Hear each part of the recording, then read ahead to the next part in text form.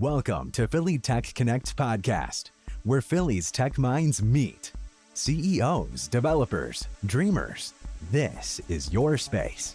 Each week, we explore the journeys of tech innovators. Join us and be inspired. Hey everyone, Dave here with another episode of the Philly Tech Connect podcast. Today I'm speaking with Max, a born and raised Philadelphian who first fell in love with startups when he was in Boston, pursuing his education early career. But he's home, and on the heels of the pandemic, he has set out to build his first venture, Fynd.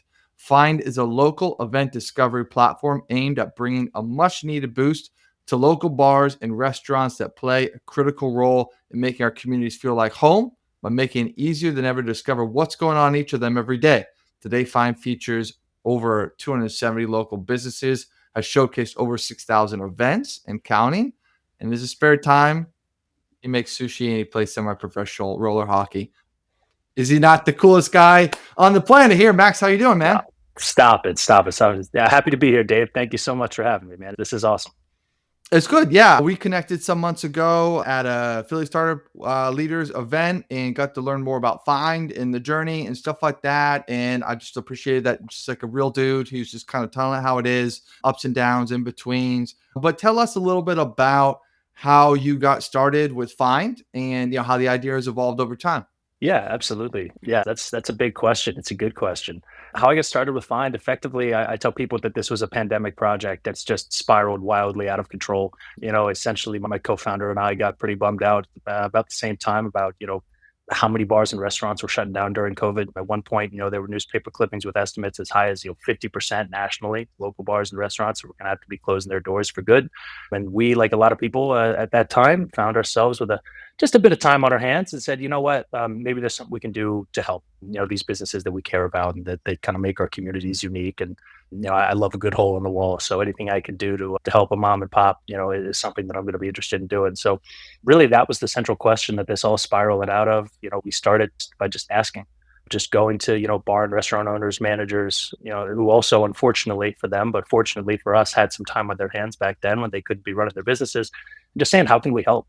What are the biggest problems that you're facing right now? And I think that was, sort of a very broad brush approach, but it led to something pretty cool because we ended up hearing a lot of the same answers, which was, hey, we believe in what we do. We believe we do it well. We got great quality, great service, but we need butts in seats. And so naturally, our next question was, well, what are you doing right now to put butts in seats? And they said, well, we got happy hour Monday through Friday. We do trivia on Tuesdays. We got karaoke Thursday nights, and we do a live music with brunch on the weekends. And I said, oh, that's great.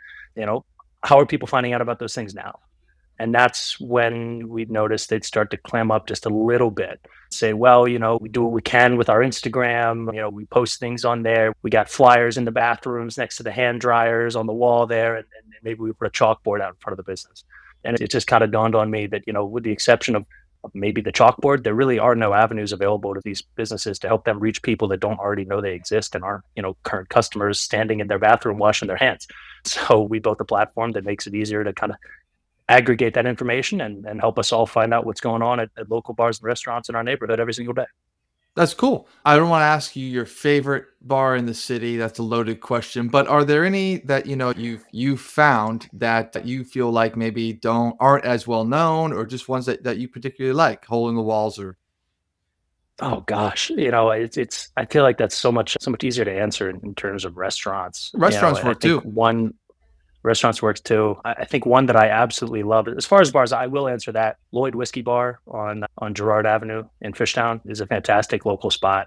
The whole thing is kind of made to feel like the living room where the owner grew up. It's really nice. Staff is fantastic. The whiskey's great. The food's great. They have great deals on happy hour and all sorts of things that make it really easy to justify getting out of the house to stop by.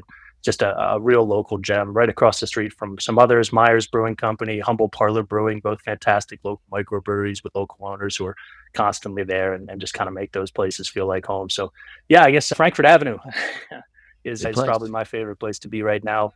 Say No More in Kensington, that's second and Cecil B is also great. Four Humors is right around the corner from there. That's another great whiskey bar. So I could go on, but I'll stop. I sense that. I'm going to have to cut you off. I'm seeing a pattern with whiskey here. We're lucky.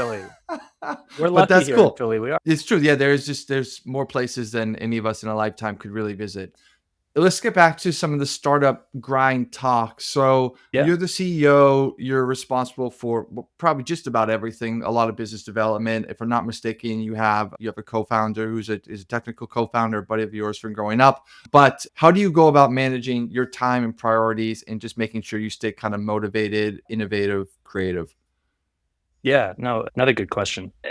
As far as motivation, I like to joke that, being a startup founder, being a CEO, waking up every day and doing, what that entails is a self-inflicted wound, right? We do it because we love it. Most of us, especially at the beginning, certainly aren't doing it for the paycheck. So every day you wake up, you get out of bed and you have to, kind of acknowledge that you're doing this because you want to do it. Nobody's forcing you. You're doing it because you're passionate. And if you ever wake up and decide you don't want to be doing it anymore, you don't have to. So, I think there's some beauty in the simplicity of that. So motivation has never really been an issue. And if it was, I probably wouldn't be here. As far as maintaining creativity and balancing, all the roles, people ask me what my day to day is. And, I don't really have a good answer for them. Because in reality, the answer is just whatever needs to be done that day. Every day I do things that I'm not, like all startup founders, that I'm not, on paper professionally qualified to do, and yet they get done because they have to. And that's just the reality of the situation. I think creativity is also something that is obviously important, but I really think that for me, and I don't consider myself the most creative person in the world. I don't have an artistic bone in my body. It's a real shame, but I think creativity for me comes from just open mindedness and just approaching every conversation with a clean slate, and just being open to new experiences, new opportunities, and just being able to try and think about, hey, what could be done here? How can we connect this to something else and just really put the pieces together in a way that makes sense for everybody. So that to me is probably my version of creativity. I think other people would differ, and I'm jealous of that. Yeah, it's funny. That sounds a lot like my day to day as well. Funny how that I works believe out, just that. doing what needs to be done. Talk to me a little bit about surprises. You've been doing Find, if I'm not mistaken, a couple of years. Imagine there's been kind of ups Yep. and downs. There's been some things that weren't expected. Anything stand out as kind of a surprising aspect of launching a tech startup in today's market? I'll give you a positive surprise. I feel like surprises can, especially in business, are often negative, but a positive surprise is I tell people all the time, if you want to restore some faith in humanity, in the year 2024, start a business. It really is unbelievable. And I've been shocked since day one of doing this, just how, gracious people can be with their time, how selfless people can be with their advice and their resources and, even just themselves. It really is inspiring, and, how many people are willing to pay it forward and just help you out with their knowledge, their expertise. I mean, I'm still fairly early in my career, probably a little earlier than most founders, and maybe there's a reason for that. But at the same time, I've been able to kind of shorten the learning curve by leaning on a lot of people who have been there before and done it, that have been so gracious and willing to help me learn quicker than I'd be able to on my own, and with a whole lot less failure along the way. Not that there hasn't been any, there's been plenty, but learning through doing can sometimes be a painful way to do it. And so I've been really pleasantly surprised at just the startup ecosystem in Philadelphia and beyond, and how great people can be when you tell them that you're starting something. So I love that. That's probably been my favorite surprise of all of this. Yeah, it's nice. I mean, you mentioned that you spent some time in Boston. I don't know how active you were in the startup scene at that time, or if it was maybe a little earlier than kind of when you got started. But if I'm not mistaken, you're sort of saying that you feel like Philadelphia has a supportive network. Is there anything, when you think about Boston versus Philadelphia, or just what you saw there versus what you see here, any differences stand out? Yeah, it's interesting to think about, and it can be difficult because I was never a founder in Boston. I've only been a founder since I moved back here, but I was involved with the ecosystem. I still, in my spare time, enjoy doing volunteer venture coaching. I'm doing that for the Philadelphia chapter of the Founder Institute, as well as for an accelerator up in Boston that I've been working with since I was up there. So probably going on, 7 years now. So I really enjoy just talking to early stage entrepreneurs and helping people through that process. And so I did get involved a bit through that. I'd say in general, the Boston ecosystem it's more developed. It is. I think there are more resources, and they're a bit easier to find. Philly, I think, makes you work. Unfortunately, and I know this is part of the problem that you're tackling. Right, that's part of the reason that we're here. Philly makes you work a little harder to turn over the right rocks and find the right people. But they're out there, and they're just as high quality here in Philly as they are anywhere else. Love it. Yeah. Talk to me a little bit about leadership. Again, I don't believe you manage a massive team or anything like that, but still as an individual trying to grow a business, trying to work with your clients on both sides of the market, leadership is a requirement. So how have you kind of explored that role in building Find? Yeah, I mean, it sounds cliche, but leadership is everything, and to an even greater extent, I think people are everything. Our headcount right now is 6. I'm the only full time, but we have 5 others, and so leadership is something that I need to practice, and it is a part of my daily life and my day to day. We have a very flat hierarchy at Find. My LinkedIn says CEO, but we don't throw titles around, and that's not really something that impacts us. Which I think has really benefited us, and that I would recommend. For anybody who's looking to start something, don't worry about what you're putting on your business card on day one, because at the end of the day, you want everybody to feel like they can contribute ideas at all times, regardless of the part of the business that they're technically responsible for. Which I think some of our best ideas, for on the product side of things or on the design side of things have come from our engineers, who are there on paper to write code. And yet, they just approach the business in such a holistic way. And I think those are the type of people that you need. The way I like to look at it, and I say this to anybody that we're thinking of bringing on the team, is effectively, I work for you. Like I said, titles be damned. My job, I think, as CEO, and the way I look at it is just to clear as many roadblocks as possible, to keep everybody in their wheelhouse, to make sure that everybody's comfortable and they have the resources that they need to be the most effective version of themselves, in the limited amount of time that they may have to give to Find in a given day, a given week. I think that's what being a leader means to me, and it's going well for us. Nice. Hey, I'd follow you. Yeah, I'd follow you, man. So tell Thank you. me, yeah, you got it. Getting close to the end here, I'd love to hear if there's any upcoming product enhancements to Find that, maybe the engineers might be working on, or just general priorities for the biz.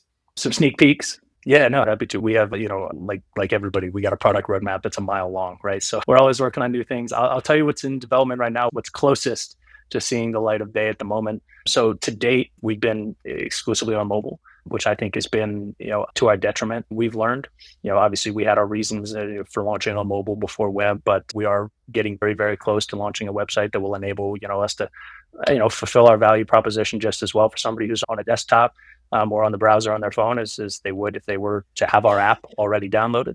So I think that's going to be really big for awareness, even though it's not the most exciting new feature. I think it's really going to be big for our exposure and hopefully our growth. I mean, look at Yelp, who we consider a very adjacent competitor. Obviously, we don't traffic in the same, information, but we do, sort of serve some of the same people who are searching for things to do, places to go, eat and drink.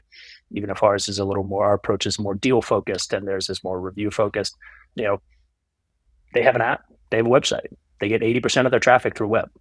So I think that there's a big opportunity for us to continue to grow there and win with some SEO. We're also looking at rolling out a new Find Premium option, which I think we're going to call Finders Club. That's the workshopping name. We're not married to it, so don't quote me on that. But we're going to be working with the bars and restaurants that we work with currently to offer exclusive deals to premium members. Subscription costs would probably be about $6 to $7 a month. And every single deal that you're getting, as an exclusive benefit of that membership is going to have a value to you of at least that $6 or $7, whatever the subscription price ends up being. So we'll make it really easy to recoup your value and just give you even more value as you're out and about on the town. Those both sound great. Yeah, I mean, a new platform, web-based, I think is critical. Yelp's just been kind of hanging around for years and just always seems like the same old, same old. So it would be great to have another site to explore. Yeah. For those who want to learn more about you and Find, where should they go? I'd say right now, download the app. We're available on iOS and Android, FYND, on your local neighborhood app store there. So that's probably the best way to quickly get a feel for, what we do and why we do it.